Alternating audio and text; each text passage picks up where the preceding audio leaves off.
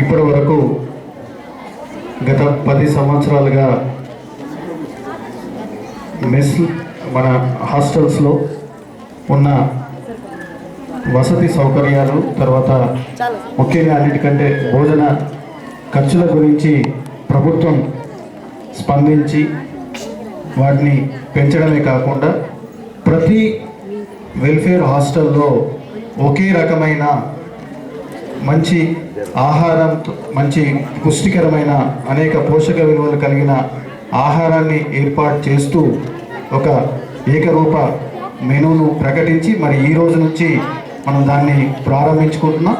ఈ కార్యక్రమానికి మరి జిల్లాలో ఉన్న అన్ని వెల్ఫేర్ హాస్టల్స్లో ఈ కార్యక్రమం నడుస్తున్నాను. మరి వారు గౌరవ శాసనసభ్యులు సంజయ్ కుమార్ సారు మన స్కూల్కి ఈ కార్యక్రమాన్ని ప్రారంభించడానికి విచ్చేయడం ఒక శుభసూచకంగా నేను భావిస్తూ 480 మంది విద్యార్థినీలు, ముఖ్యంగా ఐ ఫెల్ట్ హ్యాపీ ఏంటంటే నేను ఈ స్కూల్కి ఇది 5వ సారి రావడం. గతంలో కూడా నేను మీ స్కూల్ని ఇన్స్పెక్ట్ చేసినప్పుడు పిల్లల్లో ఒక మంచి క్రమశిక్షణ, అన్నిటికంటే ముఖ్యంగా నేను గమనించింది ఏంటంటే సార్, ఇక్కడ పిల్లలు చాలా లీడర్షిప్ క్వాలిటీస్ ఉన్నాయి. ప్రస్తుతం మనం చూస్తున్న ప్రైవేట్ ఇన్స్టిట్యూషన్స్లో అవి బట్టి కొట్టడం తప్ప మరి ఇక్కడ ఒక సామాజిక దృక్పథంతో పిల్లలందరూ కూడా నిన్నటి నుంచి నేను ఈ కార్యక్రమానికి ఈ ఏర్పాట్ల గురించి వచ్చినప్పుడు మొత్తం పిల్లలే నాకు అందరూ ఎక్స్ప్లెయిన్ చేయడం జరిగింది. ఈ కార్యక్రమాన్ని రాత్రి అంతా వాళ్ళు ఉండి ఈ రకంగా మంచిగా ఆర్గనైజ్ చేసినందుకు ఐ ఫెల్ట్ హ్యాపీ. ముఖ్యంగా నేను వెటనరీ కాకుండా చైల్డ్ వెల్ఫేర్ ఆఫీసర్గా కూడా ఈ స్కూల్కి రావడం జరిగింది. మా కంట్రోల్లో ఉన్న పాప కూడా ఇక్కడే చదువుతూ ఉంది. సో ఆ రకంగా నేను ఇక్కడ పేరెంట్ని కమ్ ఆఫీసర్ని. సో మరి చాలా బాగా మీరు ఈ కార్యక్రమాన్ని నిర్వహిస్తున్నందుకు అందరికీ అభినందనలు తెలుపుతూ థ్యాంక్ యూ ఆల్. సందర్భంలో ఈనాడు ఏర్పాటు చేసిన కార్యక్రమానికి సభాధ్యక్షత వహించిన సోదరి ప్రిన్సిపల్ మేడం గారికి,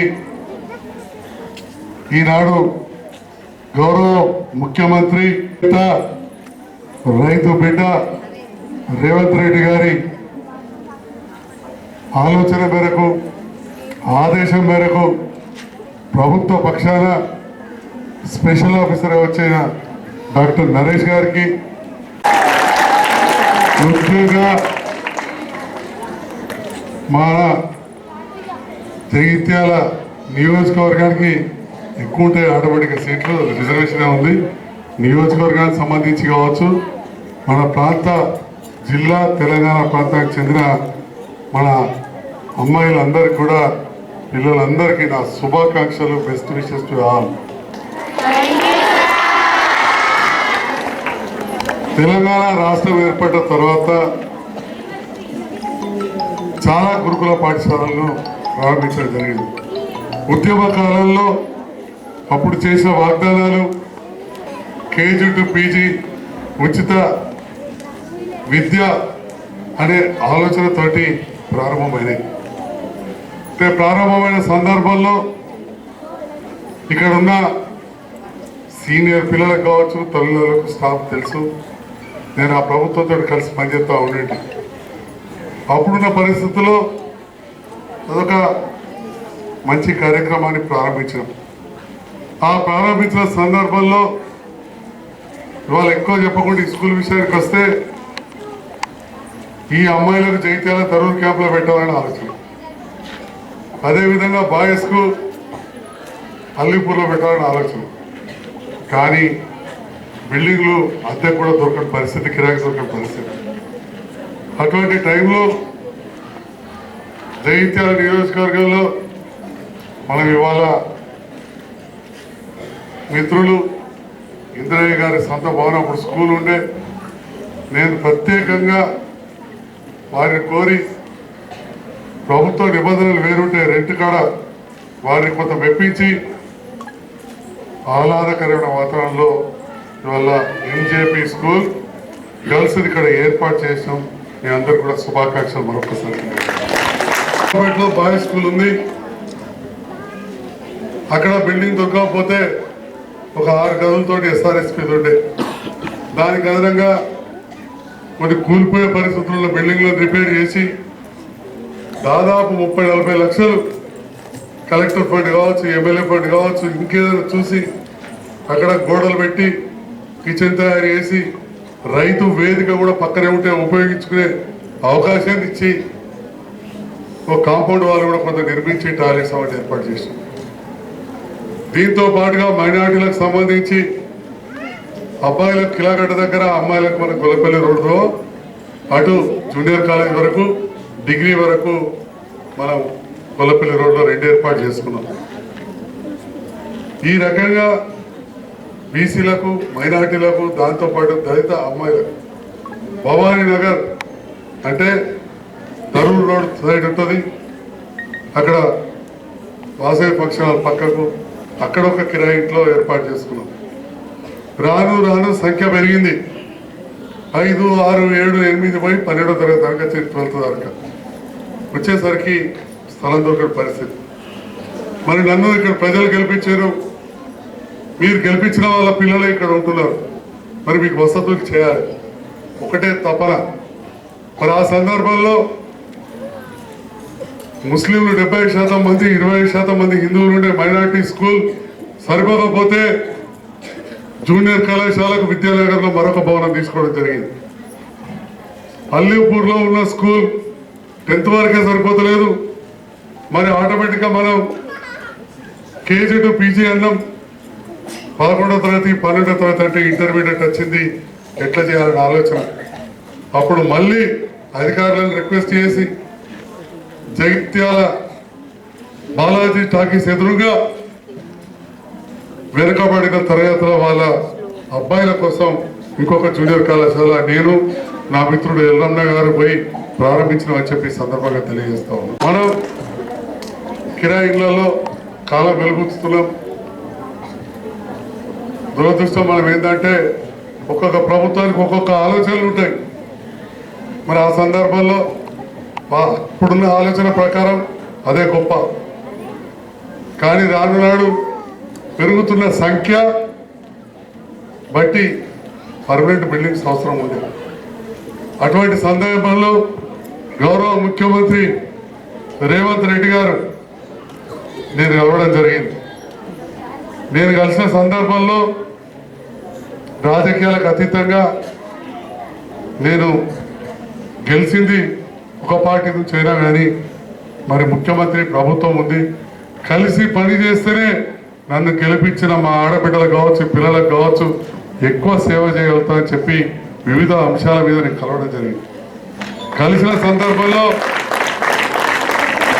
సందర్భంలో నేను ప్రాథమికంగా కోరిన వాటిల్లో young India residential integrated residential school to Jagtial దాన్ని మంజూరు ఇచ్చిన ముఖ్యమంత్రి గారికి హృదయపూర్వక ధన్యవాదాలు మీ అందరి పక్షాన తెలియజేస్తా ఉన్నాను. ఏ ప్రభుత్వం వచ్చినా ఏది జరిగినా కొంత సమయం పడుతుంది. మొదటి సంవత్సరం మనం ఇవన్నీ స్టార్ట్ చేసుకోలేదు. మనం అసలు స్కూల్ స్టార్ట్ చేయాలంటే 1 ఏడాది పట్టింది, 2 ఏళ్ళు పట్టింది ప్రభుత్వం వచ్చినాక, అప్పుడు తెలంగాణ ఏర్పడ్డాక. మరి గౌరవ ముఖ్యమంత్రి కొత్తగా వచ్చిన తర్వాత ఆ ఆలోచనలతోటి మన జగిత్యాలకు ఇంటిగ్రేటెడ్ స్కూల్ వేస్తే మారుమూల కాకుండా జగిత్యాల కొరుట్ల రహదారి మీద చెలియల రోడ్డు మీదనే ఏర్పాటు చేయడానికి ప్రతిపాదన పంపింది. తప్పకుండా ఇవన్నీ జరుగుతుంది.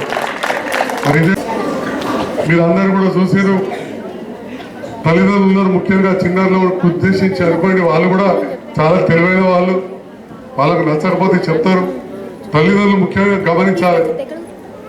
అంతకుముందు ఏదైతే భోజనం పెట్టాలనుకున్నామో నెలకు 950 రూపాయలు మాత్రమే ఉండే 7వ తరగతి వరకు ప్రతి నెలకు. అదేవిధంగా 8 నుంచి 10 వరకు 1100 మాత్రమే ఉండే. యావరేజ్గా చూసినా 1000 రూపాయలు. మరి ఈ 1000 రూపాయలకు సరి అయిన భోజనం పెట్టలేమన్న ఆలోచనతోటి దాదాపు నవంబర్ 1 నాడు అనుకుంటా నేను ముఖ్యమంత్రి గారిని అదే రోజు కలవడానికి పోయినాను ఒక పని మీద. అదే రోజు నిర్ణయం తీసుకొని జీవో ఇచ్చిండ్రు. అదే సందర్భంలో మన గిరిజన మంత్రి గారైన పంచాయతీరాజ్ మంత్రి సీతక్క గారు, సీనియర్ నాయకులు దళిత బంధు మల్లురవి గారు, డాక్టర్ వంశీకృష్ణ గారు, నేను గద్వాల్ కాంగ్రెస్ ఇన్ఛార్జ్ అక్కడే ఉండి 5-6 వెంటనే వారికి శుభాకాంక్షలు చెప్పినాం. మీకు డైట్ ఛార్జీలు ఇచ్చేందుకు, మీకు కాస్మెటిక్ ఛార్జీలు ఇచ్చేందుకు అదే ఆ ఫోటో అని చెప్పి సందర్భంగా మీరు ఎంతో ఆత్మీయతతో మమ్మల్ని గెలిపించినప్పుడు ఖచ్చితంగా కొన్ని పనులు చేయాల్సిన బాధ్యత నా మీద ఉంటుంది. మరి దాంట్లో భాగంగానే ఇవాళ young India integrated residential school మన జగిత్యాలకు మంజూరైందని చెప్తున్నారు. అదేవిధంగా ఖచ్చితంగా ఏ పార్టీ నుంచి గెలిచినా పని చేసేటప్పుడు మీకు ఇచ్చే డబ్బులు మనం ప్రజలు కట్టిన పన్నుల నుంచి మళ్ళీ మనం ప్రజలకు ఇచ్చుడే. టీచర్లకు జీతం కావచ్చు, నా జీతం కావచ్చు, మీ భోజనం కావచ్చు. ఎలక్షన్ల దానికి రాజకీయాలు, ఎలక్షన్ల తర్వాత అభివృద్ధి మన నినాదం. ఆ సందర్భంలో గౌరవ పార్లమెంటు సభ్యులు అరవింద్ గారిని జగిత్యాల నియోజకవర్గానికి నవోదయ స్కూల్ ఇవ్వమని అడగగానే వారు మౌలికంగా నాకు ఫోన్లో చెప్పారు, స్థలం చూపెట్టండి, నేను సీఎం గారు కూడా మెసేజ్ పెడుతున్నా, నేను ఏర్పాటు చేయిస్తా, చెలిగల దగ్గర ఇంటిగ్రేటెడ్ స్కూల్ పక్కనే 4 గుడి పియర్ చెప్పి వారు సో వారు టెలిఫోన్లో చెప్పేదంటే మాట తప్పరు. ఎందుకంటే వారు కూడా ఒక పార్లమెంట్ సభ్యులు. స్థలం విషయంలో మాత్రం ఇంకా పూర్తిగా క్లారిటీ రాలేదు. దీనికి మాత్రం వచ్చేసింది మన ఇంటిగ్రేటెడ్ రెసిడెన్షియల్ స్కూల్. అంటే ఈ రకంగా నిరంతరం మనం చేస్తూ ఉన్నాం. ఎవరికైనా కానీ కొంత నూనె, పౌడరు, స్నో, దువ్వెన అమ్మాయిలకు సంబంధించిన పెద్దవాళ్ళకు కొన్ని అవసరాలు ఉంటాయి. మరి అప్పుడు ఉన్న పరిస్థితుల్లో జస్ట్ 75 రూపాయలు ఉండే, దాన్ని 200% పెంచుతూ 275 రూపాయలు చేసి, మరి అదేవిధంగా 11 సంవత్సరాల పైన ఉన్న బాయ్స్ గర్ల్స్ వరకే చెప్పిన, అంటే మీ అందరు కూడా 275 రూపాయలు మీకోసం ఉంటాయి. నెలకు మీరు 75 రూపాయల నుంచి 275 చేసిన గౌరవ ముఖ్యమంత్రికి నేను హృదయపూర్వక ధన్యవాదాలు తెలియజేస్తున్నాను. మరి తల్లిదండ్రులు, పిల్లలందరూ తప్పకుండా కృతజ్ఞతలు చెప్పాల్సింది. Thank you. మా ప్రజాప్రతినిధులు కూడా మీకోసం చెప్తాం. మా టీచర్లు మాత్రం సపోర్ట్ కొట్టే నాకేందో అర్థం కాదు. వచ్చినప్పుడు ఆరోగ్యం గురించి ఆలోచించాలి. ఇప్పుడే మీ ఏఎన్ఎం అడిగినా, మందుల రిజిస్టర్ చూసినా, మందులు ఉన్నాయి, ఎక్కువ బీమారి కావద్దు, prevention is better than cure, మంచిగా చేతులు కడుక్కోవాలి, శుభ్రంగా ఉంచుకోవాలి, అవన్నీ మీ టీచర్లు చెప్తే నేను చెప్పేది. ఇక కిచెన్ వరకు శుభ్రంగా ఎట్లా ఉంచాలి ఏంది అనేది వార్డెన్ గారు చూసుకుంటారు. నేను ఇప్పుడు ఇన్స్పెక్షన్ చేస్తా. ఇదివరకు కూడా నేను గతంలో కూడా వచ్చిన, అందరు సమస్యలు వచ్చినప్పుడు వస్తారు కావచ్చు తిట్టిపోవడానికి. నేను సమస్య లేనప్పుడు వచ్చి మీతో భోజనం చేసిపోయిన విషయం మీ అందరికి కొందరు గుర్తుందనుకుంటా. గుర్తుందా? మీ తల్లిదండ్రులకు తెలియదు. ఈసారి ఇప్పుడు వచ్చింది కావచ్చు, నాకు ఇప్పుడేం ఓట్లు లేవు, వస్తువులు అనుకుంటే మీరే కల్పించారు నన్ను. అందుకనే నేను అదే గౌరవ ముఖ్యమంత్రి గారితో కలిసి పనిచేస్తున్నా. ఇక తిట్టడం తిడతారు, మళ్ళీ రేపు చెవులు తిడతారు, నువ్వు గట్టెట్లా వేయడం, ఇటువంటి ఈ గట్టుకుంటే ఆ గట్టుకు ఎందుకు వెళ్ళామంటే నాకు పనులు వాళ్ళకి అందుకుపోయాడు. సో ఈ రకంగా ఈనాడు ఒకవైపు చదువుతో పాటు ఆరోగ్యంతో పాటు మీకోసం మీ శారీరక దారుణ్యం ఉండాలని మీ పీఈటీ గారు మిమ్మల్ని గేమ్స్లో ఉత్సాహపరిస్తే మీరు సీఎం కప్లో కూడా విజయవంతం సాధించారు. గెలిచిన వారికి పాల్గొన్న వాళ్ళందరూ కూడా శుభాకాంక్షలు. పార్టిసిపేటెడ్, ఎందుకంటే పాల్గొనడం అనేది ఇంపార్టెంట్. ఇప్పుడే సాంస్కృతిక కార్యక్రమాలు చెప్పారు, వాళ్ళందరికీ శుభాకాంక్షలు. రోజు అందరు నేర్చుకోవాలని మీ అందరు కూడా నేను సూచనలు చేస్తా ఉన్నా. సో ఈ రకంగా ఆట పాట శారీరక దారుఢ్యం అన్నిటికంటే మంచిగా ఇక ఆల్రెడీ మీకు కితాబ్ ఇచ్చేసాడు మా సార్. మీరు అందరూ చాలా డిసిప్లిన్గా ఉన్నారు, చాలా క్రమశిక్షణతో ఉన్నారని. కాబట్టి ఇక నేను ఇక్కడ చెప్పేది లేదు. మంచి చదువుతో పాటు సంస్కారం నేర్పుతున్న ఉపాధ్యాయులకు కూడా నేను ధన్యవాదాలు తెలియజేస్తా ఉన్నా. పిల్లలకు కూడా ఈరోజు ఇవన్నీ కూడా అప్లై అయ్యే విధంగా 8 లక్షల మంది పిల్లలకు 480 కోట్ల రూపాయలు ప్రతి సంవత్సరం ఖర్చు పెట్టబోతున్న గౌరవ ముఖ్యమంత్రి రేవంత్ రెడ్డి గారి నేతృత్వంలో ప్రభుత్వానికి రేవంత్ రెడ్డి గారికి హృదయపూర్వక ధన్యవాదాలు తెలియజేస్తూ సెలవు తీసుకుంటూ థ్యాంక్ యూ.